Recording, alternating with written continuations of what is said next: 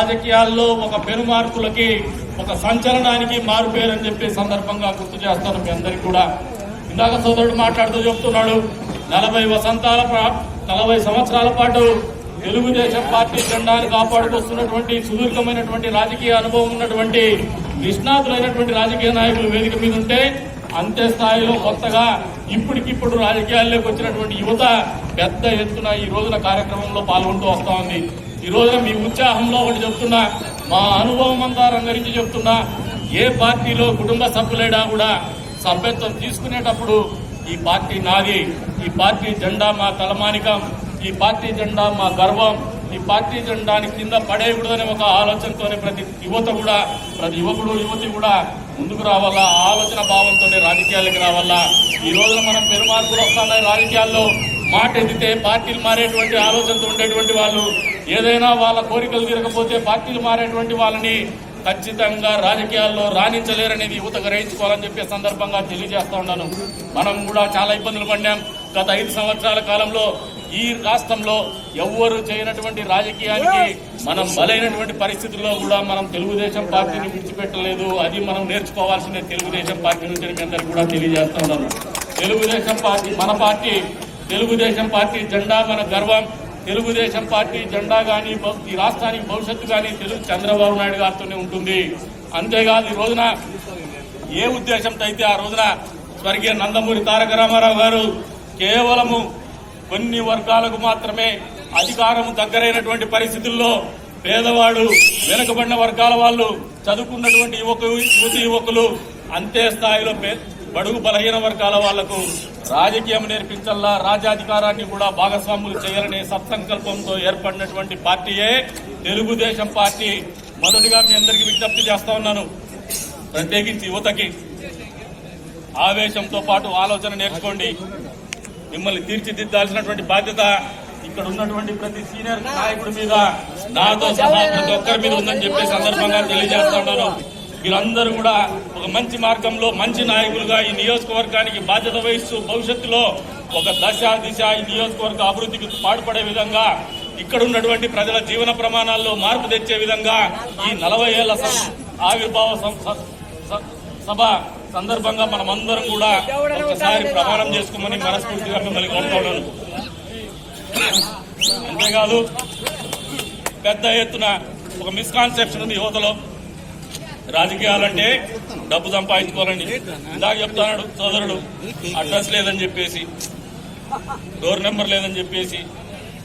నాకు door number address అవసరం లేదు. ఎందుకంటే నాతో పాటు పోయేదే చిరస్థాయిగా చచ్చిపోయిన తర్వాత కూడా ప్రజల మనసుల్లో బతకాలని ఆలోచన ఉండేటువంటి వాళ్ళు. ఏం అక్కర్లేదు, నిస్వార్థంగా బతకదలుచుకున్నాం. భవిష్యత్తులో ఈ ప్రాంత అభివృద్ధికి చచ్చేంత వరకు కృషి చేయాలని చెప్పేసి ఆలోచనతో రాజకీయాల్లోకి వచ్చినటువంటి వాళ్ళం.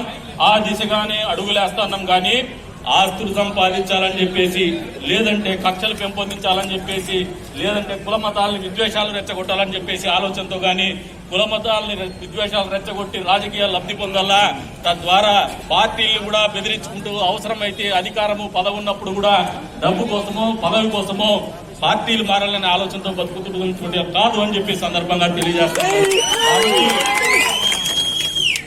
ఈ రోజున కొత్తగా కంపెనీలు వేసుకున్నాం. ఎందుకు యువతనే చెప్తున్నారు, దాదాపు అనుభవం కూడా తక్కువ ఉన్నటువంటి యువతను మళ్ళీ ఒకసారి బాధ్యతలు అప్పగిస్తున్నాం.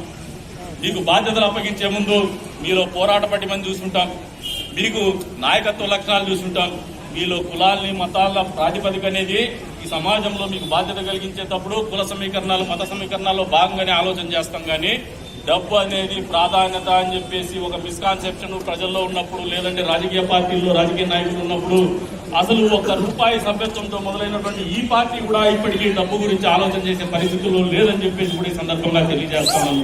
ప్రజల్లో పలుకుబడే మీ కోట్ల ఆస్తి, ప్రజల్లో మీకున్నటువంటి మంచి పేరు, ప్రజలకు సేవ చేయాలనేటువంటి గుణమే తెలుగుదేశం పార్టీ మీ అందరి నుంచి ఆశిస్తుంది. ప్రజల కోసం పనిచేయాలా, ఈ ప్రాంత అభివృద్ధికి పనిచేయాలా, ఈ పార్టీని అధికారంలో తీసుకురావడానికి అహర్నిశలు కష్టపడి పనిచేయాలా, కుతంత్రాలకి లోనయ్యేటువంటి రాజకీయాలకు దూరంగా ప్రజాసేవయం పరమావధిగా రాజకీయాల్లో ముందుకు పోవాలని చెప్పేసి కూడా ఈ రోజున కొత్తగా బాధ్యతలు తీసుకున్నటువంటి కమిటీలకు మీ అందరికీ కూడా తెలియజేస్తా ఉన్నాను. కొద్దిగా 8 ఏళ్ల కాలం పాటు ఈ పార్టీని మోస్తూ కమిటీలు వేసుకోలేనటువంటి పరిస్థితుల్లో కూడా అన్ని రకాలుగా నాకు సంక్షోభం వచ్చినా లేదు మన పార్టీకి సంక్షోభం వచ్చినా కూడా ఎప్పుడు కూడా ఈ పార్టీని కింద పడేయాలా, ఈ పార్టీ జెండాని కింద పడేయాలని ఆలోచన లేకుండా పనిచేసినటువంటి ప్రతి నాయకుడికి కూడా ఈ వేదిక మీద నుంచి 40 సంవత్సరాల సందర్భంగా మీ అందరికీ కూడా పేరు పేరున పాదాభివందనం చేస్తామని చెప్పేసి ఈ సందర్భంగా తెలియజేస్తున్నాం. అంతేకాదు ఈ రోజున మేము ఒకరిద్దరిని మార్చుకోవచ్చు, మార్చుకున్నంత మాత్రాన నాయకులు మా మనసుకు కానీ ఈ పార్టీకి కానీ దూరం కాదని చెప్పేసి కూడా తెలియజేస్తా ఉన్నాను. మిమ్మల్ని ఎప్పుడు కూడా ఈ పార్టీ సగౌరవంగానే ఆలోచన చేస్తుంది, మిమ్మల్ని భవిష్యత్తులో కూడా మీ సలహాలు సూచనలు పాటిస్తుంది. కేవలము రాజకీయ పార్టీల్లో కార్యకర్తలు సభ్యులు మాత్రమే ఉంటారు. పనిచేసే విధానాన్ని బట్టి, పనిచేసేటువంటి శక్తియుక్తుల్ని బట్టి వాళ్ళకు పదవులు వస్తాయి. కానీ నేను కూడా తెలుగుదేశం పార్టీ కుటుంబ సభ్యుడిని, సామాన్య కార్యకర్తని. పార్టీ ఏదైనా పదవి ఇచ్చినప్పుడు నేను పనిచేసే విధానాన్ని బట్టే ఇచ్చుంటుంది. కానీ మనం అందరూ కూడా సమానమనే ఆలోచన మీరు ఎవ్వరూ మర్చిపోవద్దని చెప్పేసి కూడా ఈ సందర్భంగా తెలియజేస్తున్నాను. అంతేకాదు బాధ్యత తీసుకున్నటువంటి కొత్త కమిటీల వాళ్ళకు కూడా చెప్తున్నారు, ఈ పార్టీ మంది గ్రూపులనేకి పెట్టడానికి పోలేదు, కుట్రలు చేసి ఎవరైనా ప్రయత్నం చేసినా దాన్ని పట్టించుకోనక్కర్లేదు. పార్టీకి ఒక స్పష్టత వచ్చింది. గతంలో చేసినటువంటి తప్పుల ద్వారా పార్టీ నేర్చుకుంది. మన చంద్రబాబు నాయుడు గారి నాయకత్వానికి ఖచ్చితంగా స్పష్టమైనటువంటి ఆలోచన ఉంది. మీరు ఎక్కడ కూడా అస్పష్టమైనటువంటి ఆలోచనలకు గురి కావద్దని చెప్పేసి కూడా మిమ్మల్ని అందరినీ కూడా తెలియజేస్తాను. అభద్రతాభావమైనటువంటి ఆలోచనలకు కూడా గురి కావద్దని చెప్పేసి తెలియజేస్తా ఉన్నాను. ప్రయత్నాలు అనేది రాజకీయ పార్టీల్లో ఇవాళ రేపు మీరు ఒకసారి గమనిస్తే నేర్చుకోవాల్సిన అంశాలు చాలా ఉన్నాయి. మనం ఎక్కడ వెనుకబడుతున్నామంటే ఎలక్షన్ రోజు మనం ఓట్లు వేసేసినాం, మనకి ఇంత బలం ఉంది. ఇప్పుడు ఈ నియోజకవర్గంలో గతంలో కానీ ఇప్పుడు కానీ ఏ నాయకుడైనా ఒక పిలిపిస్తే పార్టీ కార్యక్రమానికి ఇంత పెద్ద ఎత్తున స్పందన వచ్చేటువంటి పరిస్థితులు గతంలో లేవు. మనం అందరూ కలిసినప్పుడు మన ఆలోచన ఏముంటుందంటే మా నాయకుడికి చాలా జనాదరణ ఉంది, మనల్ని ఓడిస్తాడనే ఒక అత్యుత్సాహంతో. దాంట్లో నా తప్పులు కూడా కొన్ని ఉంటాయి, ఎందుకంటే రాజకీయాలు మారినాయి. ఎన్నికల సమయంలో ఎన్నికలే చేయాలా, రాజకీయమే చేయాలా. వచ్చే రోజుల్లో కూడా ఖచ్చితంగా మీ అందరికీ మాటిస్తున్న ఈ వేదిక మీద నుంచి వచ్చే రోజుల్లో కూడా ఖచ్చితంగా ఎన్నికల సమయంలో ఏదైతే ఎన్నికలు చేయాలో ఎలక్షన్సే చేస్తాము. ఎక్కడ ప్రజాసేవ గురించి అప్పుడు ఆలోచన చేయము. భవిష్యత్తులోనే మళ్ళీ అధికారం వచ్చిన తర్వాతే ప్రజాసేవ ఆలోచన చేస్తామని ఆ 3 నెలల కాలం పాటు ఖచ్చితంగా రాజకీయాలు చేస్తాము, ఎన్నికలు. అంతేకాదు మనకంటే తెలివైన వాళ్ళేం కాదు వాళ్ళు, మనకంటే అనుభవం ఉండేటువంటి వాళ్ళు కాదు, మనకున్నటువంటి జనాల్లో బలం ఉండేటువంటి నాయకులు కూడా కాదు. కానీ ఎందుకు మనం ఓడిపోతున్నామనే దాని మీద నాకు ఖచ్చితమైనటువంటి విశ్లేషణ ఉంది, అభిప్రాయం ఉంది. నేను చేసినటువంటి తప్పులు కావచ్చు, నడిపించే విధానంలో కావచ్చు, లోటుపాట్లు కావచ్చు, మనకు ఎదురైనటువంటి పరిస్థితులు కావచ్చు, ఒక్క చిన్న తప్పు ఈ నియోజకవర్గంలో రాజకీయంగా పెనుమార్పులకు గురైనటువంటి పరిస్థితుల నుంచి నేను చేసినటువంటి తప్పిదాల నుంచి నేను నేర్చుకుని మిమ్మల్ని ఈసారి తెలుగుదేశం పార్టీ ఈ నియోజకవర్గంలో ఖచ్చితంగా గెలవబోతున్నాము. ఎమ్మెల్యే చంద్రబాబు నాయుడు గారు ముఖ్యమంత్రి కాబోతున్నారనేది కూడా నిర్వివాదాంశమే అని చెప్పేసి ఈ సందర్భంగా తెలియజేస్తా ఉన్నాను. మైండ్ గేమ్ గురయ్యేటువంటి వీక్, అంత బలహీనమైనటువంటి వ్యక్తిత్వం కాదు, అంత బలహీనమైనటువంటి మనస్తత్వం కాదు. 20 ఏళ్ల పాటు ఎన్ని రకాల ఆటుపోట్లు వచ్చినా, ఒత్తిళ్లు వచ్చినా, అనేక రకమైనటువంటి సంక్షోభాలు వచ్చినా మీరందరూ ఉన్నారని ఒకే ఒక నమ్మకంతో ముందుకు పోతున్నటువంటి మనకు అంతకంటే ఆత్మస్థైర్యం ఉన్నటువంటి నాయకత్వం ఏ పార్టీలో కూడా లేదు. మన పార్టీలో కూడా ఎవరైనా అనుకుంటే వాళ్ళ భ్రమే కానీ ఇంకోటి కాదని చెప్పేసి కూడా మీకు ఈ సందర్భంగా తెలియజేస్తాను. కాబట్టి మీరు ఒక్కటే చెప్తున్నా, ఈ వేదిక మీద నుంచి 40 సంవత్సరాల ఈ పార్టీ మరొక 100 ఏళ్ల పాటు ఈ జాతి, తెలుగు జాతి ఉన్నంత వరకు కూడా ఖచ్చితంగా ఉండాల్సినటువంటి అవసరం ఉంది. ఈ రోజున మాకు 20 ఏళ్ళు, 22 ఏళ్ళు వచ్చింది. ఇంకో 10 ఏళ్ళకి 20 ఏళ్ళకి మమ్మల్ని కూడా సన్మానం చేసేటువంటి పరిస్థితులు రావచ్చు. ఆ రోజున ఈ పిల్లలు నేర్చుకోవాల్సింది ఏంటంటే ఈ జాతికి, ఈ తెలుగు జాతికి, ఈ ఆంధ్ర రాష్ట్రానికి తెలుగుదేశం పార్టీ చారిత్రాత్మకమైనటువంటి అవసరం ఉంది. ఈ రోజున నారా చంద్రబాబు నాయుడు గారు ఏ రకంగా అయితే స్వర్గీయ నందమూరి తారక రామారావు గారు స్థాపించినటువంటి పార్టీని మరింత మెరుగ్గా ప్రజల జీవితాల్లో మార్పులు తెచ్చే విధంగా మీరు ఒక్కసారి గమనిస్తే, రాష్ట్ర విభజన జరగక ముందు ఆంధ్రప్రదేశ్ రాష్ట్రాన్ని, హైదరాబాద్ ని తీర్చిదిద్దినటువంటి విధానాన్ని ఎవ్వరు కూడా చరిత్రలో ఎప్పుడు చెరిపేయలేనటువంటి పరిస్థితుల్లో పరిపాలన సాగించినటువంటి మన నారా చంద్రబాబు నాయుడు గారి పరిపాలనని భవిష్యత్తులో కూడా నారా లోకేష్ గారు కొనసాగించబోతున్నారు. ఈ సందర్భంగా మీకు అందరికీ కూడా చెప్తున్నాను, ఈ పార్టీ అనేది ఈ జాతికి అవసరం, మనందరి జీవితాలకు అవసరం.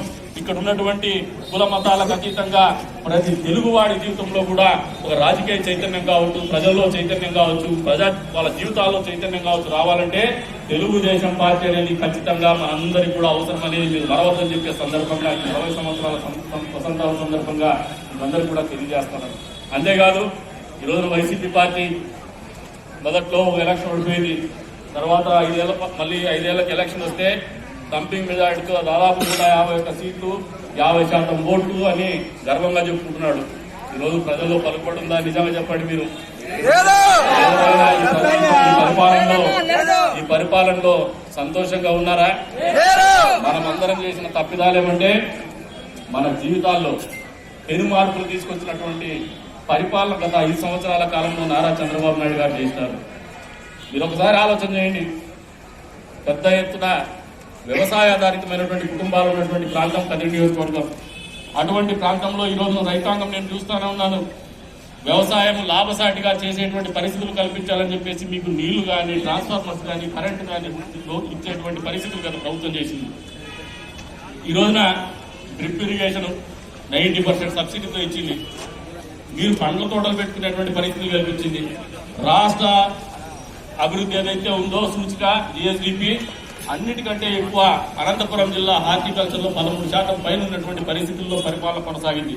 ఈ రోజున GSDP ఏంటంటే మైనస్ లో ఉంది. ఇంకా అప్పులు పుట్టమని చెప్పేసి ప్లస్లు వేసుకొని పరిపాలన కొనసాగిస్తున్నటువంటి పరిస్థితి ఈ ప్రభుత్వం చేస్తుంది 3 సంవత్సరాల కాలంలో. మరి ఇటువంటి దౌర్భాగ్యమైనటువంటి పరిపాలన ప్రజలు అసహించుకుంటారు.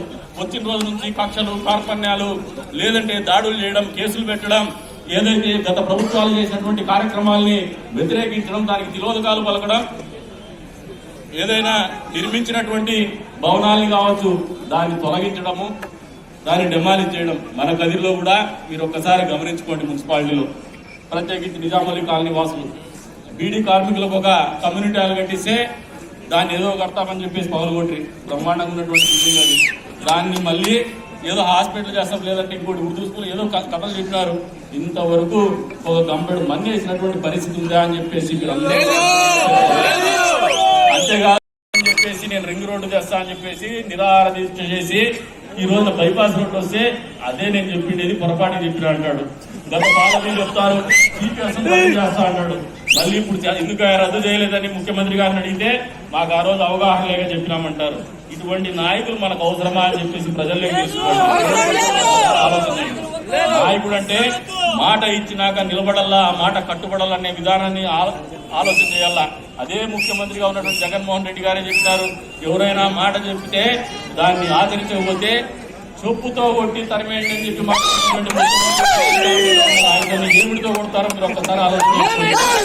అంతేకాదు నీళ్లు ఇస్తే ఆ రోజు బడాయి మాటలు మాట్లాడి చెరువులకి నీళ్లు ఇవ్వలేకపోయారు. మనం చెరువులకు నీళ్లు ఇచ్చినాం. మనకు ఉన్నటువంటి పరిస్థితుల్లోనే చెరువు కట్టలు నింపి, ఆ కాలువను నింపి చెరువులకు నీళ్లు ఇప్పేటువంటి కార్యక్రమం తెలుగుదేశం ప్రభుత్వం హయాంలోనే నడిచింది. చెర్లోపల్లి కూడా ఈరోజు ఒక అద్భుతం ఈ ప్రాంతానికి. మరి అటువంటి పరిస్థితుల్లో బడాయి మాటలు మాట్లాడి షట్టర్ మెకానిజం అని చెప్పినటువంటి ప్రజాప్రతినిధి 3 సంవత్సరాల కాలమైంది అధికారంలోకి వచ్చి.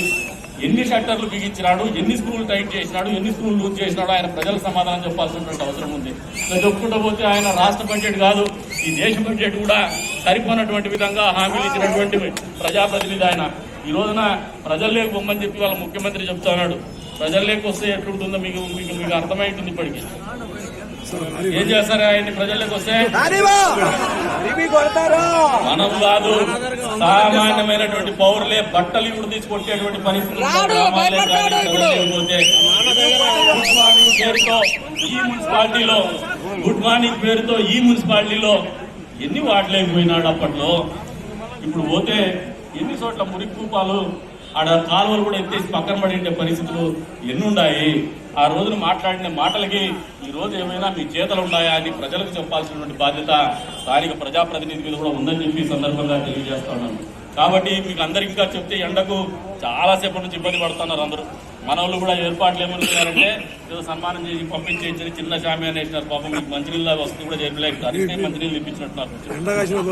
దయచేసి దానికి క్షమార్పణ అని చెప్పేసి కోరుతా ఉన్నాను. అన్ని వ్యయ ప్రయాసాలు కూర్చి మీరు కష్టం చేస్తా ఉన్నారు. మీ కష్టం వృధా కాదు. మీ ఆలోచన, ఆవేశము అధికారంలోకి రావడానికే కాదు, అధికారం వచ్చిన తర్వాత ఈ ప్రాంత అభివృద్ధికి కూడా అదే ఆవేశం, అదే ఆలోచన, అదే అంకిత భావం ఉండాలని చెప్పేసి మిమ్మల్ని కూడా కోరుతా ఉన్నాను. నిద్రపోకూడదు. ఎలక్షన్స్ వరకు, ఎలక్షన్స్ తర్వాత కూడా మనం ప్రజా జీవితంలో ఎప్పటికప్పుడు ప్రజల కోసం బతకాలనే ఒక నిర్ణయంతో ఈ పార్టీలోకి మళ్ళీ సభ్యత్వం జరగబోతోంది. ఈ పార్టీలోకి వచ్చే సభ్యులు కూడా మనం కూడా రెన్యువల్ చేసుకుంటే ఆ ఆలోచనతోని, ఆ అంకిత భావంతోనే మళ్ళీ సభ్యత్వం చేసుకుందామని చెప్పేసి మీ అందరికీ కూడా పిలుపునిస్తూ